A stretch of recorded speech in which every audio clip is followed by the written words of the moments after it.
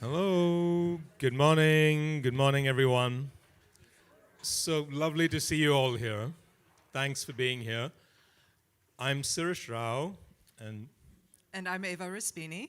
and we're the Interim Co-CEOs of the Vancouver Art Gallery.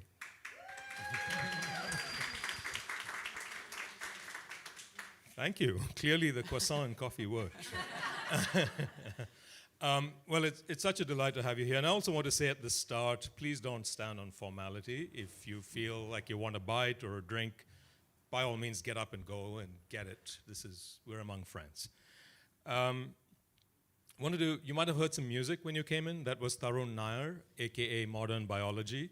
That music is made from the electrical stimuli that mushrooms and plants create. So you've literally been hearing the more than human world. I also just want to say welcome to the friends who are joining us online. We are being live streamed right now, so welcome to all of those folks. And I have to say, looking around the room today and meeting a number of you over coffee, it's pretty incredible how diverse this room is, that we have people from all different sectors, from health, from parks, from the arts. And this is pretty unusual. It doesn't happen very often that this sector of folks are together. And of course, we have the media here, so thank you for all being here today. Before we go any further, we really wanted to give the space and the floor to Elder Buddy Joseph, our elder in residence at the gallery. Sadly, he couldn't be here in person, but he did send a message of greeting to us. So please, Elder Buddy.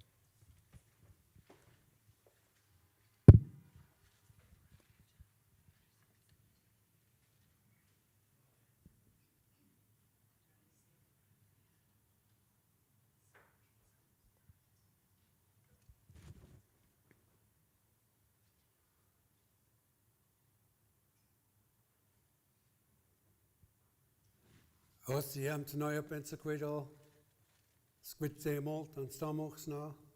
My ancestral name is Squidsamolt, and it's a name that was put on me by my late elders in the Joseph family. My late father carried this name, my grandfather, and go back 6 generations. My ancestor carried it, and probably beyond. I also like to apologize for not being able to attend our opening on April 7th. Other commitments have taken me out of town.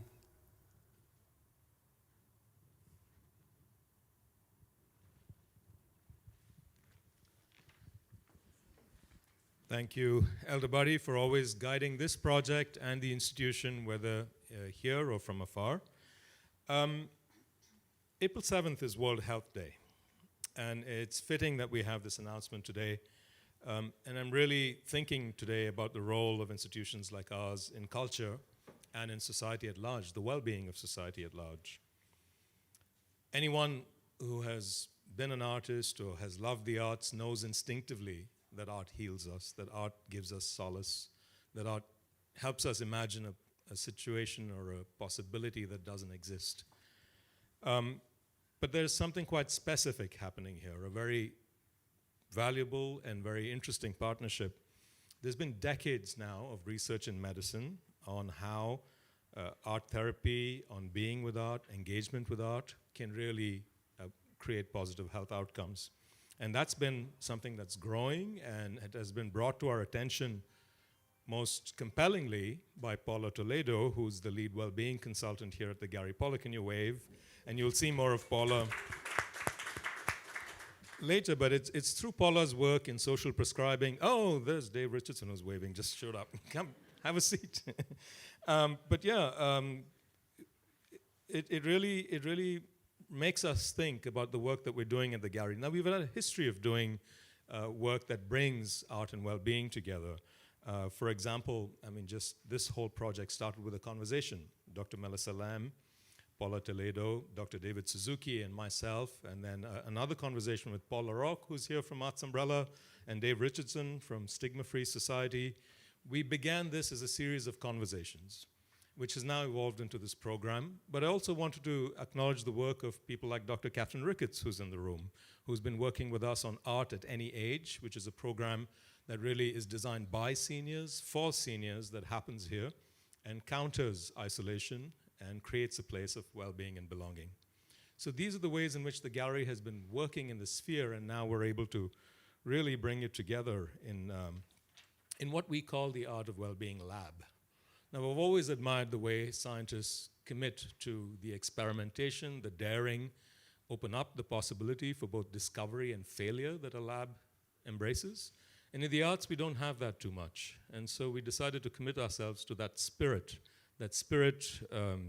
through working with the well-being community, whether it is elders, researchers, scientists, physicians, and other kinds of healers.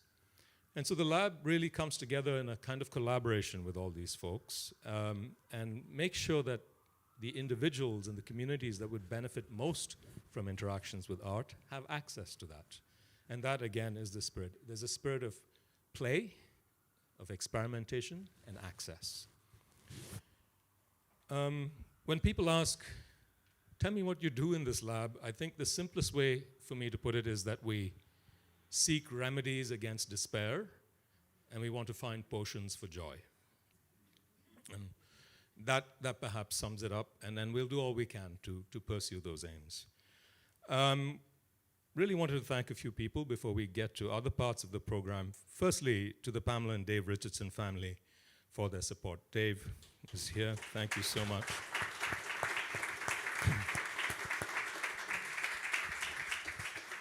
Their support has been foundational to encourage us to experiment in this way. You don't often get that sort of breathing space. And also the Government of Canada for the New Horizons Senior Program, which supported art at any age that Dr. Catherine Ricketts blueprinted here for us.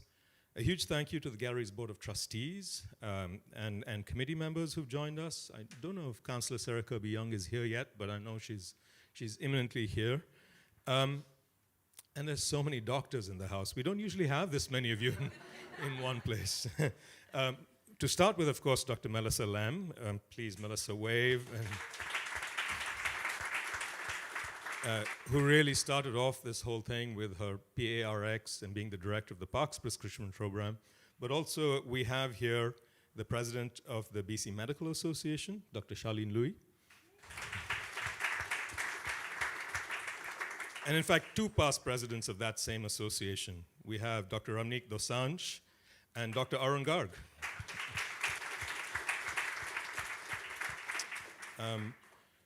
Is Dr. Mariam Zainadin here yet? Yes, hey, great. President of BC Family Doctors, thank you for being here. And Dr. Megan Thumath, who's the Executive Director of Planning Evaluation in the Population and Public Health Division of the Ministry of Health. Thank you, Megan, for being here. So, with these many doctors present, we can all sort of take a deep breath. Relax, and I'd like to invite Andrew Day, the CEO of BC Parks Foundation, to come up and say a few words.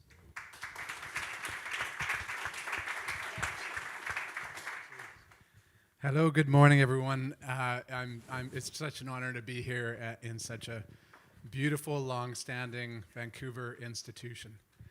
7 years ago, I was asked to help start the BC Parks Foundation. I was given a blank canvas, and the board said to me, "What do you want to paint?" And I said, "Health." And they looked at me and said, "But this is about parks. We're the official charitable partner to the park system in BC." And I said, "Yeah, and nature and parks are about health. They're about your health." They thought I was a bit crazy, but they let me paint the canvas. And very shortly thereafter, I met Dr. Melissa Lam, and we started to partner with the BC Family Physicians and other associations, and we launched Park Prescriptions in British Columbia. Not very long after, it rolled across every province in the country and has now been endorsed by over 100 medical associations, including the Canadian Medical Association, and has been celebrated as one of the world leaders by the World Health Organization, all starting here in BC by British Columbians. And isn't that fitting? We are blessed with an abundance of natural wealth. We have some of the highest diversity of life on the planet in the world's temperate zone. And we felt from the beginning that by being outside in this wealth, we would become healthier. And by being healthier, we would give back to that natural wealth and start a cycle of abundance and, as Sirish said, of joy. And that's exactly what has happened. When I come to this institution and see this incredible display, it reminds me that nature offers itself to our imagination. It reminds me that great artists are inspired by nature and have been inspired in British Columbia for centuries. Indigenous artists and other artists have gone to nature and felt something and been moved and try to capture that and pass that along. If we listen as great artists do, we can hear the cedars whispering wisdom for living. We can hear the sedge grasses sing songs that soothe our sorrows as they rustle in the wind. We can hear whales breathing abundance and wealth into the thin wallets in pockets of our minds. We can be awoken, our spirits awoken, by the honk of wild Canadian geese as they fly overhead, casting shadows on our lives, reminding us to be present now on this land. We can walk outside, we can look up at the sky, the limitless sky, we can look up at the infinite stars and be lifted above our grief, our worries, our limitations, and our struggles. And that's why this partnership is so important, because it reminds us of the power of BC's nature. It reminds us of the power of the nature of British Columbians and the power of our imaginations to do wonderful things. It reminds us, as Emily Carr and all the other artists remind us through their art in passing along a deep and lasting truth. When we experience our nature, we are inspired, we are healed, we are joined into the family of life. Thank you.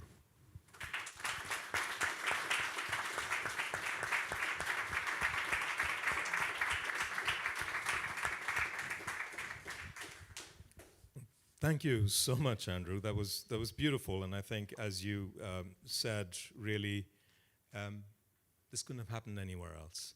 And maybe to demonstrate how what we're doing here today, because I think we've given you a lot of context, and yet this "what are you doing together" is still shrouded somewhat in mystery. Here's a video that'll explain what happens when two institutions like this come together in British Columbia for a partnership that I would argue can happen nowhere else in the world.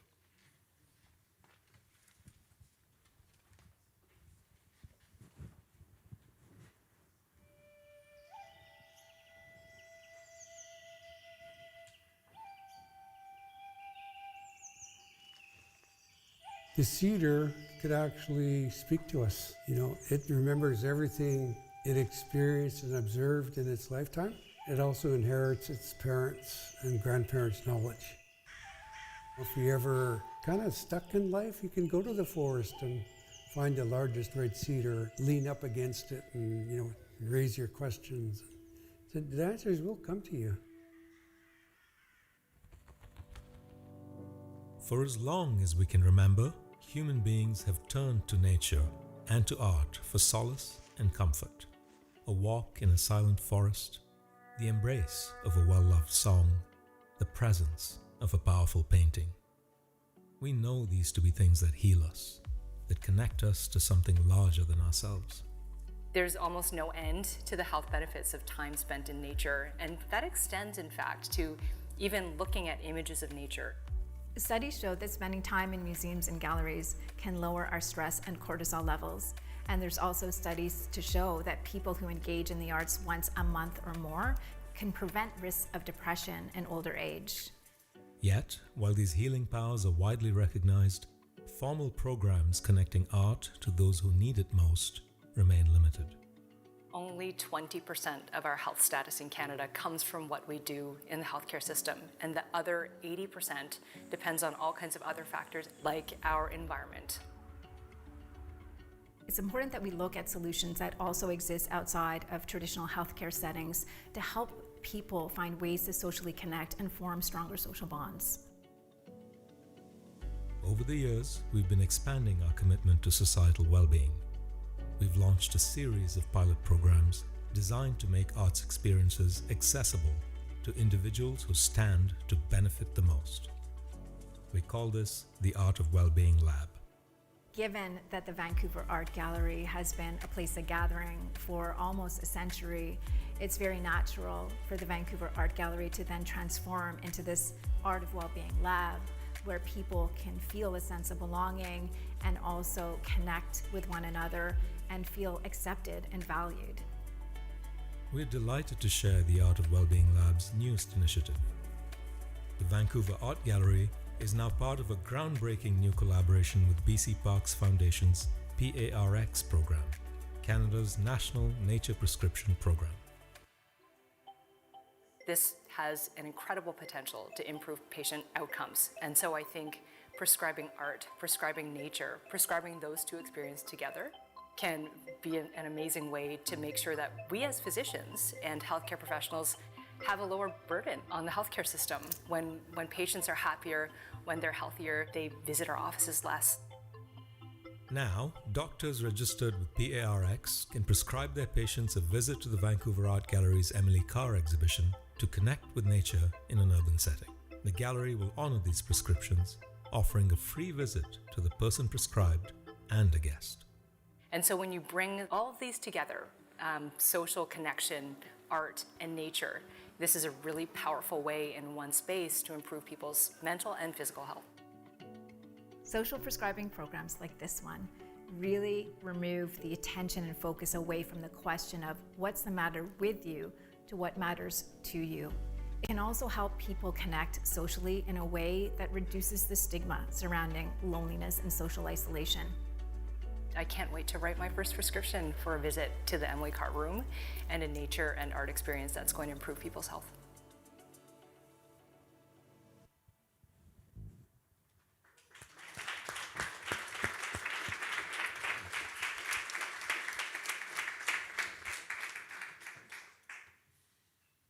So that is it. From today on, Dr. Melissa Lam will begin writing prescriptions.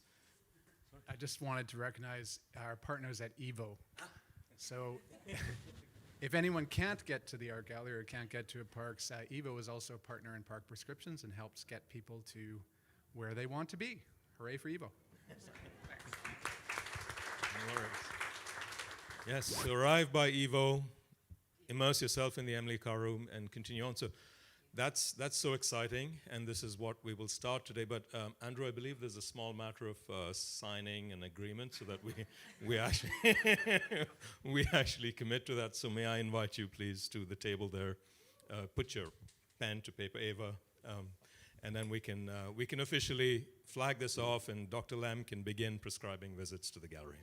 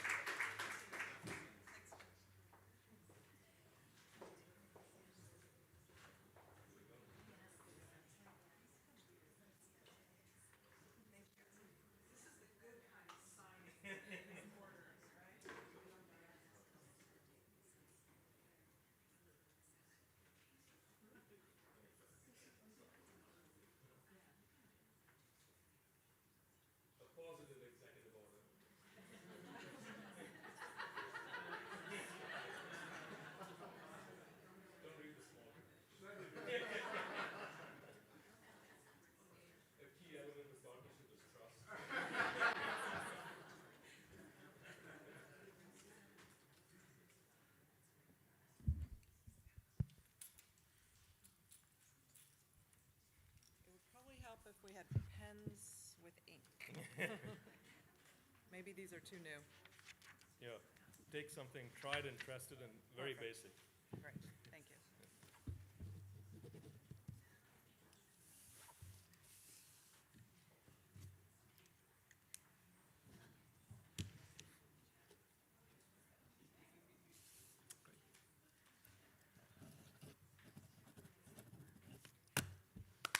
Okay,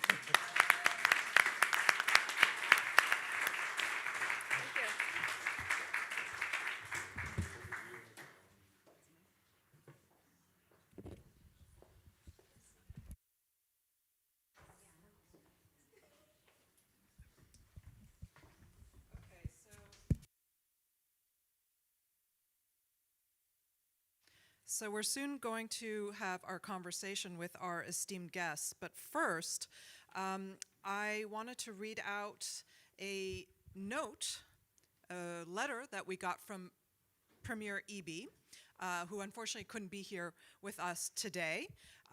So I will be reading this very handsome message that came to us framed, beautifully framed. So I'm going to channel the Premier here as best as I can. As Premier of British Columbia, it is with great enthusiasm that I extend my support of healing through art and nature and its collaboration with the Vancouver Art Gallery. Building on the success of the PARX program, a national nature prescription program overseen by Dr. Melissa Lem, the Healing Through Art and Nature program at the Vancouver Art Gallery recognizes the profound impact art and social engagement have on our mental health and well-being. Since its establishment in 2000, PARX has been utilized by nearly 15,000 physicians, that's amazing, to facilitate more than 1 million connections with nature through the program. The addition of an art gallery prescription broadens the scope of therapeutic options and addresses access issues that some people may face with outdoor experiences.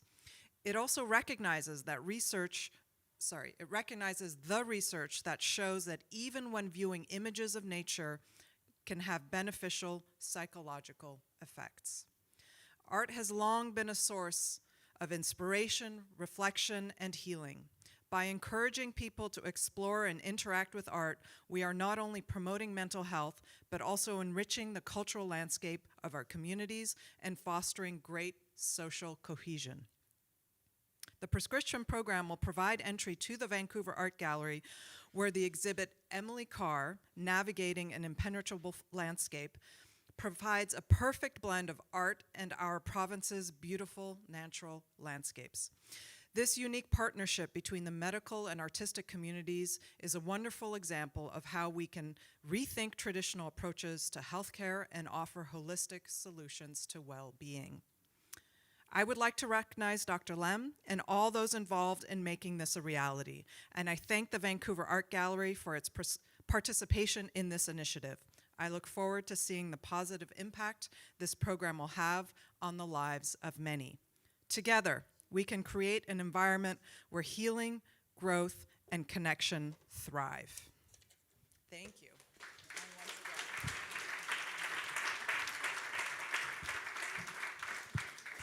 So now I would like to invite our esteemed guests to the stage where we'll have a little bit of a Q&A.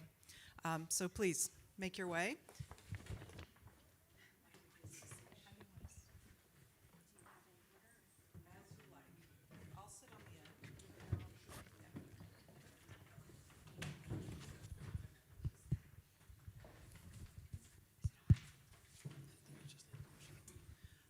I wonder if we should have a little bit of light on these beautiful people. Is that possible?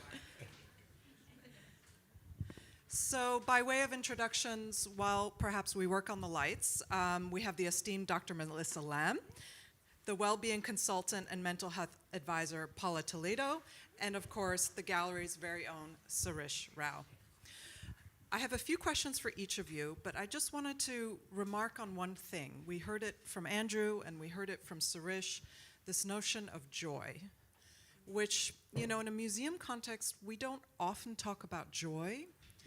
believe it or not, we often don't talk about beauty.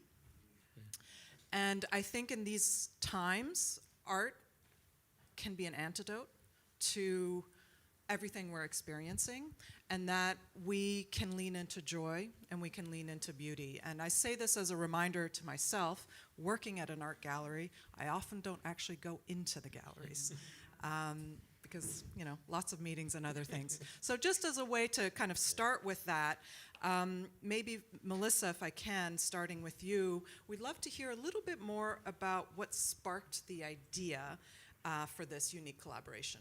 Sure, thanks, Eva. And Sirish alluded to it a bit. There are a number of conversations, a lot of different paths that led to this moment. But from my perspective, this actually begins almost like all good origin stories do. Like it was like a buddy movie between two women. In fact, Paula and me. So this was just over 2 years ago when Paula reached out over our mutual interest in social prescribing and suggested we meet and have a conversation about how we could collaborate. And so this was at the end of 2022. Fast forward about a year later, and she invited me to a talk that she was giving here at the gallery with Sirish and with Dave, actually, spoke at this talk about the art of well-being. I met Sirish, and actually like this scene that we all know in these movies, so this is when the leading man enters the film. There's this embarrassing scene in a lot of movies where the lead actor has to give a speech in front of a whole room of people. That's really embarrassing. And Sirish actually kind of pointed me out in the crowd. I hadn't met him before, and said, "Melissa, why don't you speak to everyone about the nature prescription program with the BC Parks Foundation?" And I was not expecting it, but I gave my 5-minute talk. But then with conversations leading from there, we eventually came upon this idea that we could prescribe nature through our park prescriptions program to patients. And I remember about a month later coming to the gallery with Laura Hergott, our Healthy by Nature program manager, and my son, and going into the Emily Carr room to see what kind of nature experience we might be able to prescribe, and standing in front of Emily Carr's iconic Scorned as Timber, Beloved of the Sky painting, which I had been a fan of for decades, and getting goosebumps from head to toe, and thinking, if this is how I'm feeling in this space, I can only imagine how patients will feel in this space as well, who need nature experiences. And so it just built from there with amazing partners at the Vancouver Art Gallery and staff at the BC Parks Foundation. We all work together to bring this to fruition today. Paula, a question for you. Your master's work and research has explored the relationship and pathways for art-based museum and social prescriptions to combat loneliness and to enhance well-being. Can you explain a little bit more about your research and the importance of it and engaging with the arts as a viable solution? Right. Well, many people in this room know that the World Health Organization has deemed loneliness and social isolation to be a public health risk. In British Columbia, StatsCan says that 1 in 8 British Columbians always or often feels lonely, and over half of British Columbians have experienced loneliness. So in a row of 8, there is a high probability that one person in that row is experiencing loneliness right now. And in this room, over half of us have experienced loneliness.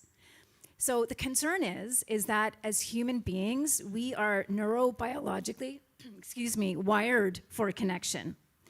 And we have a fundamental need to belong. And when we don't fulfill that need for connection, our stress can go up, and it can stay very aroused if we continue to fail at attempts to socially connect with others. And so what can happen is a person can then fall into these spiraling negative thinking traps, thinking that every social interaction is threatening. And their stress can persist, it never decreases, it can lead to chronic stress, which is linked to disease. So what we're trying to do here with this prescription is to really offer opportunities for people to then open up to new ways of seeing through Emily Carr's nature-inspired art, and to do so in an environment that feels calmer and less stressful. There's research, as we heard for the video, that Spending time in museums and galleries can reduce your stress response and cortisol levels. And so we're hoping that this environment will be more conducive for social interactions and that people can feel a greater sense of belonging. We know art and nature are conduits to connection. Connection to ourselves, connection to others, connections to the land, the people, the planet, the world that we live in. And it's really an important way for us to all come together to foster this sense of connection and this sense of belonging to reduce these levels of loneliness and social isolation. And maybe, Sirish, I can ask you that this Art and Wellbeing Lab that you've initiated, it's really a significant way in which the gallery can be embedded in multiple communities. How did you become interested in this? Since Melissa brought up origin stories, my story of this intersection began by offering someone a Ricola, which everyone knows helps with, itchy throats and stuff. But I need one of those. Does anyone have a Ricola? but this was at the Jaipur Literature Festival, which I've been involved with for many years, and I was hosting the main stage, and someone arrived before a talk and was coughing, and so I gave him a Ricola. It turned out to be Dr. Harold Varmus, who won the Nobel Prize in Medicine for his work on the cancer gene. And in chatting with Dr. Varmus, because of this Ricola, he began telling me about his approach to medicine, his approach to inquiry in medicine, and that his son was a jazz trumpeter. And his son and he both sought discovery through dissonance. That it was the aberration, it was the mistake, it was the seemingly not the plan that led to discovery. And I thought this is fascinating. The arts and sciences are looking at the same thing, but in different ways. So I invited them to Vancouver to do a performance called Genes and Jazz, in which a jazz sextet and a Nobel Prize winning physician took the stage together, and it was a weird part lecture, part concert. It was beautiful. But at the time I was running a South Asian arts institution called Indian Summer Festival, and everybody was quite puzzled by what this bunch of, Jewish New Yorkers, one who'd won the Nobel Prize and others who play musical instruments, were doing in this place. And it was a stretch. But it only told me that the conviction was so deep that I wanted to follow that despite it not fitting into the structure that I had then. And now to have a space like the gallery and to have this research that comes up, and as you can see, just listening to Paula and Melissa, it's very easy to be convinced. But I think it also makes me think, Eva, as you said, what is the role of organizations like ours now? Can we be a sanctuary not only for the imagination, but as a place that invites people and brings them a kind of rest? I could listen to the three of you all day long. I have sort of one question that maybe I'll ask for each of you is, where do we go from here? Maybe Paula, I'll ask you first. Yeah, where do we go from here? I just want to share really quickly that one of the reasons I'm so passionate about this project and this initiative is that many years ago I was given an arts prescription that also helped me. It was a movement in arts prescription that also helped me connect with nature eventually. And it was at a time when I had lost my husband just weeks after my youngest son was born, and days before my eldest son's birthday. I'd also lost my mother at that time. And interestingly, I actually went to go see a medical doctor, not a psychologist, because my body felt completely seized up. And the doctor assessed me, and she learned that I wasn't suffering from postpartum depression. She didn't give me any medication, no pain medication. She referred me to a social care coordinator. And this woman, Nicole, came to my home once a week over an 8-week period. She gave me free movement classes, invited a volunteer to look after my children so I could go to these classes. And she also, she asked me, what brings you joy, Paula? And I told her I was a singer-songwriter, I love making music, and she prescribed me to actually make music with my community, my fellow musicians, online, actually, through the internet. And it was transformational.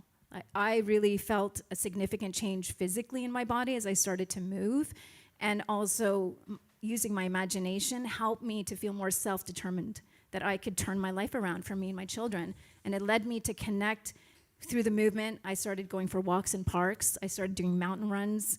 Songs that I've written in my bedroom were now realized into recordings 10 years later. But all to say that these programs can be significant. These prescriptions can be significant on a person's life. It can have impact. The Canadian Institute of Social Prescribing has also deemed that with KPMG. They did an evaluation, and they have said that for every dollar invested in social prescribing, there's a $4.43 return on investment through reductions in healthcare burdens to improve health outcomes for people and their contributions to the workforce.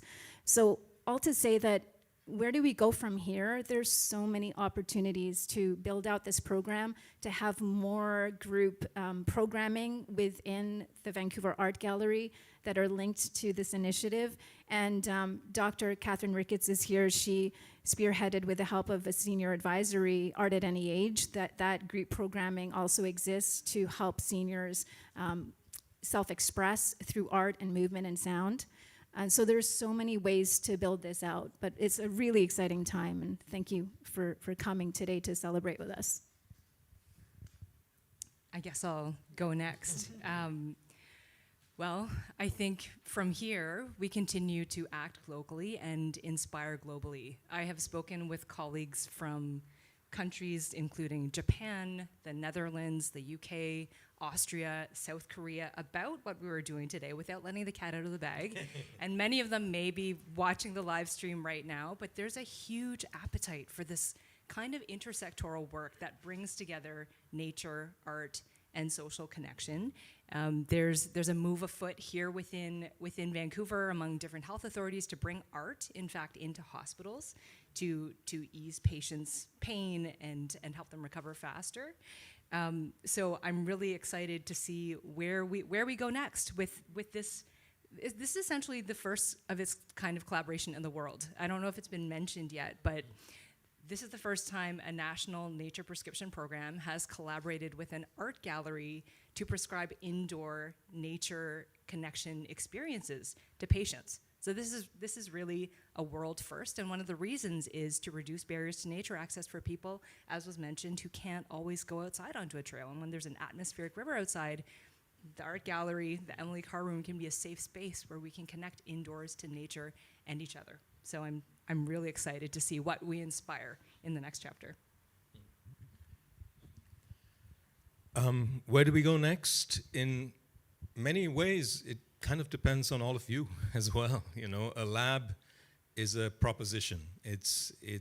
We don't have all the answers, but we have asked a question. And that's the spirit of a lab. Now, there's so many people in this room who can help us, guide us, partner with us, amplify us, and grow this, because the scope we see is, of course, now it's a visit to the art gallery, and they will come to the Emily Carr Room. But then someone might also wander down to see the Rio Pell show on the floor below and see that perfect example of what spring looks like in painting. And then they might go out to a park, as I hope people will from here. We have guided them to then go to a provincial park where the BC Parks Foundation has designed a series of activities. And we can offer group classes. All of these things, it can really expand from here, and it will need all of you in this room to lend your shoulders and your hearts to it to help us do that. But I also wanted to, Eva, could you reach over? There's a coloring book that I tucked under that podium. I just wanted to say that Coloring Car is also launched today, and in conjunction with this launch, it's a coloring book for all ages, and Stephanie Rebick, our Director of Publishing, is here, who made all this happen. But as soon as we get more copies of this, everyone who's prescribed a visit, as long as our stocks last, will get a copy of this coloring book as well, so that you actually do something while you're in here, or you can take it home with you, and actually, the experience lingers, lasts longer, and people come back. So I think at this juncture, I want to say thank you for sharing your thoughts, for being here, and congratulations on this exciting initiative. We are so excited to partner with you and the BC Parks Foundation.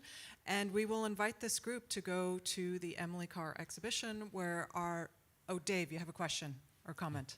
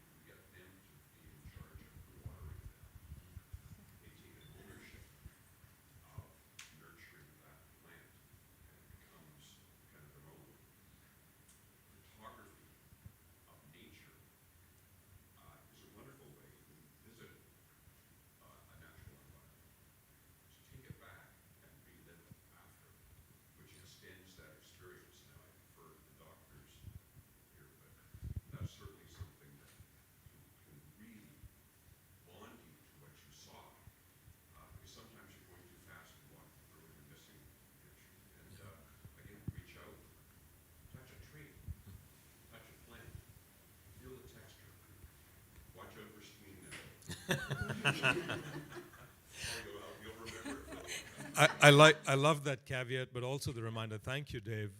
It is true. Like, we are an ecosystem here, and there are so many wonderful organizations working in this space already. The more we can hold together, like, yes, we're doing this initiative, but it's one of many.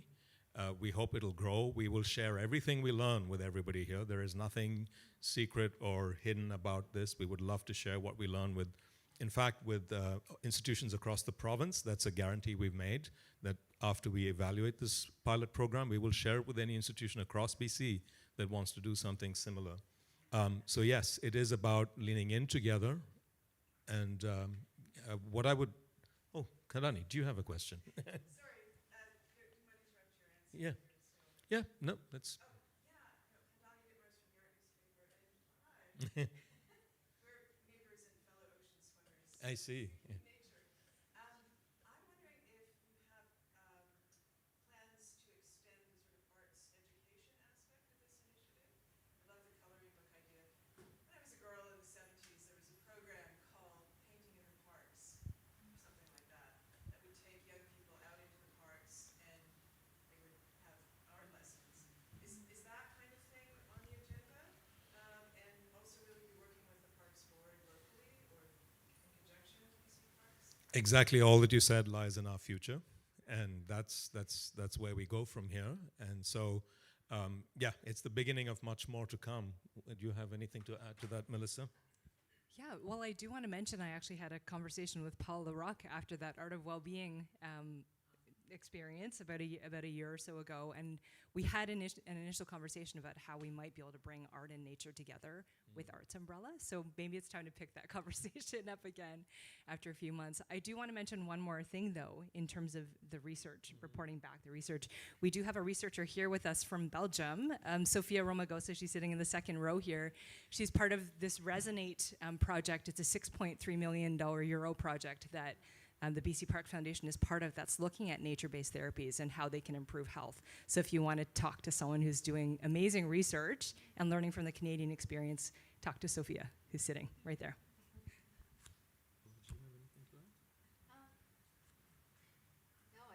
I just want to say, like, it's amazing to, I'm excited to hear everybody kind of brainstorming all these ideas, and I wonder if there's a way that we could collect all of these ideas and go from there. There's so many opportunities, and it's really exciting.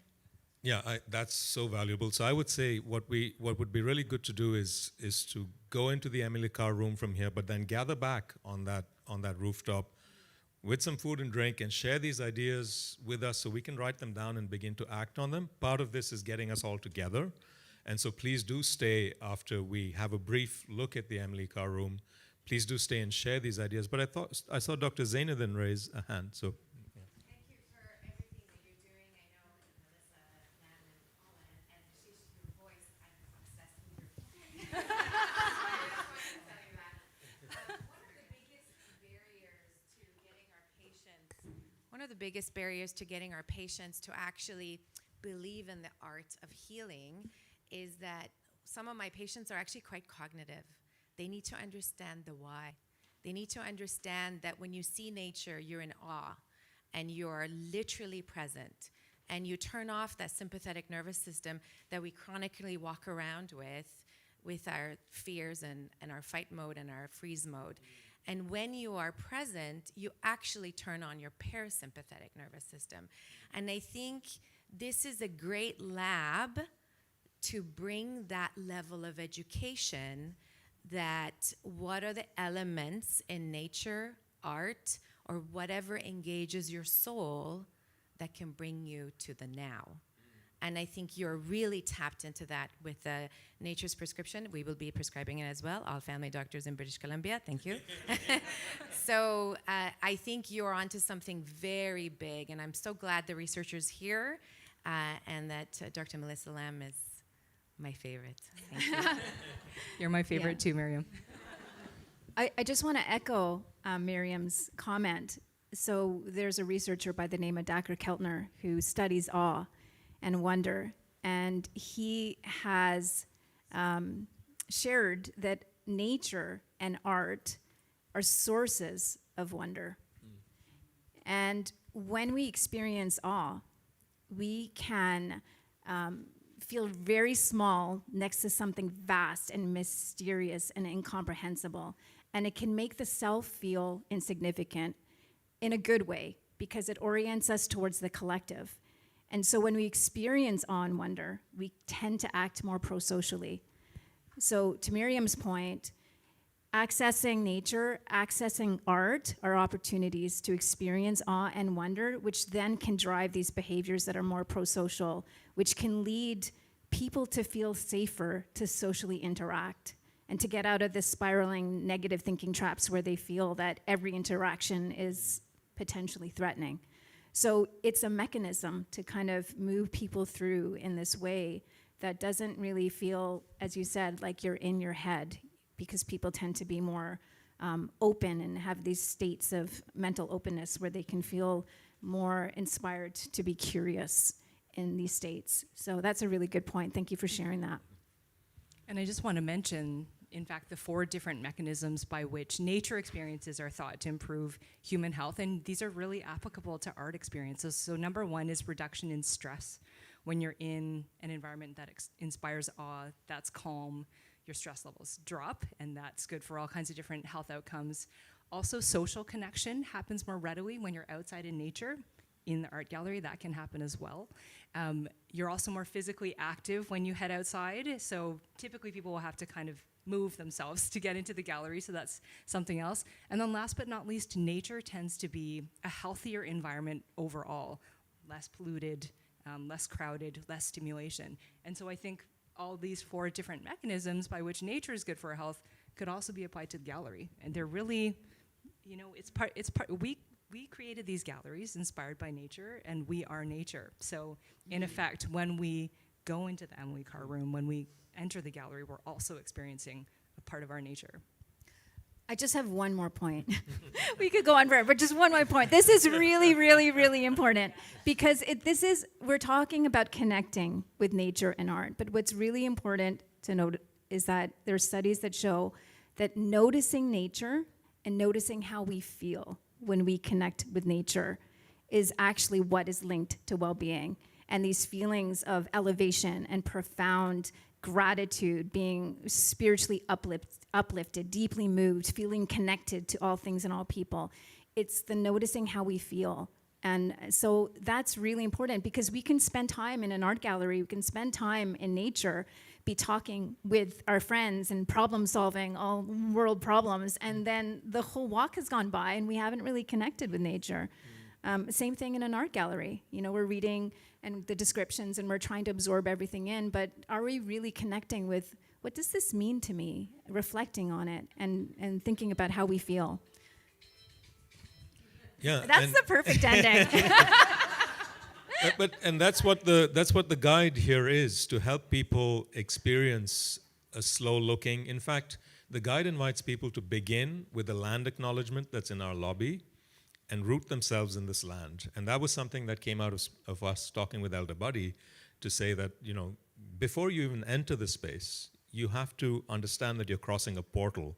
The door to the art gallery is a portal of some kind, and you don't move through it bringing your everyday, the stress of parking and your daily problem. Understand that you're moving into something quite profound. Center yourself, root yourself in the land acknowledgement, and then move. And that's the invitation we make to everyone who's prescribed. And I also want to say that we'll give a free ticket to the person prescribed and a guest, because you don't have to be alone when you visit here. You can come with, and children under 18 are free anyway, so the whole family can come, and this can be a social activity in of itself. We're aware that art galleries are not always places that people feel naturally at home. And also, some art, as Eva often points out, is meant to disturb. And it's designed in that way. So not the whole gallery can always guarantee the same outcome, but with the Emily Carr room, we can. And with the invitation to slow looking in that way, we can. I actually have to say that everyone in this room literally could be on this panel as well. And this conversation, I love the way it's organically just flowing back and forth. But I do want us to visit the Emily Carr room. Maybe we'll give the last word to Dr. Garg, because I know he's done decades of work in this area. And then we'll go to the Emily Carr room and continue the conversation on the patio then. Thank you, Sirish, for this, letting me say a few words. I think this is fantastic. I'm a physician of 50 years, and this is the first time this gives a hope that we have sustainable medical care. Art is a healer, and art is a connector. So the 2 points I want to make is, in today's world of uncertainty, art is the connector of multicultural mosaic. So I think we should look at it how art will connect the multicultural mosaic of Canada. And there is a lot of evidence for that. And Sirish, the most important thing is Medicare, medical care, which is in crisis. And I've been doing a fair amount of work. As a matter of fact, in 2026, we'll be holding a major meeting on integrative thinking. Artist as a healer. I think the sustainability of Medicare, which we all cherish, can be enhanced through this work of integrating art with medicine. We have become too reductive in our thinking, so I think I want to thank you very much. I want to congratulate you, and you're going to find a lot of friends out there who are really ready to work with you. Thank you.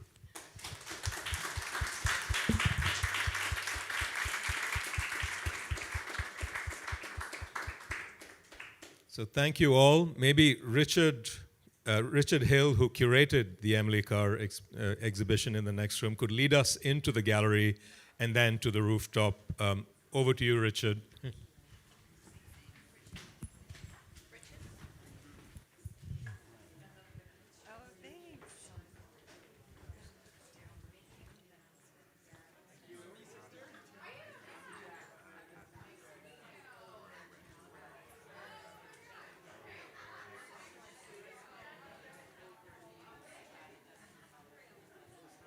Sorry, just gonna let the stroller go by.